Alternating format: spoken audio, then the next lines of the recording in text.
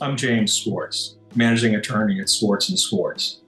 So every year, tragically, there are a number of reports to the government of choking deaths by small children, often under the age of 3 years old. Oftentimes, however, small parts, hazards may be hidden. So for example, there may be a doll or a stuffed animal that's marketed for an oral age child, for a baby or a child under 3 years old, that has detachable small parts. So it's really important to inspect those toys to make sure they're safe for your child, or if you're giving it as a gift to another child. Choking has long been a leading cause of death among toy-related injuries, and the government, unfortunately, has a number of statistics to bear that out. One thing that's important to remember about these choking hazards is that they often appear in toys sold for older children. So if you have an older child in the household, make sure those toys that you purchase for that child aren't accessible to a younger child, either in your own family or younger children that may visit your home. So what are some rules to help protect your child against choking hazards?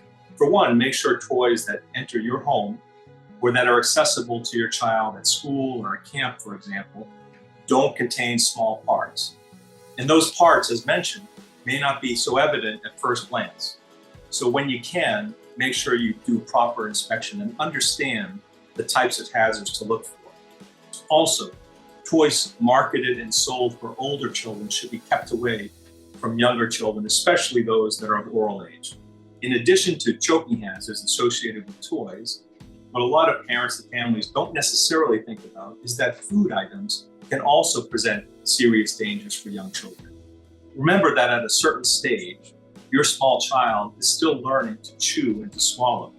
So it's important to understand what some of those choking hazards might be with respect to food that might be given to your child. So for example, simple approaches such as cutting up food into very small pieces or even mashing food is very important when your child is first learning to eat.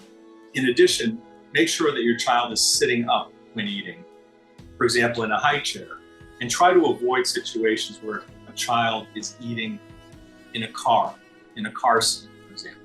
So with proper precautions and knowledge about types of hazards to look for, you can help eliminate many of the choking dangers that may lurk in your household or other areas where your child may access.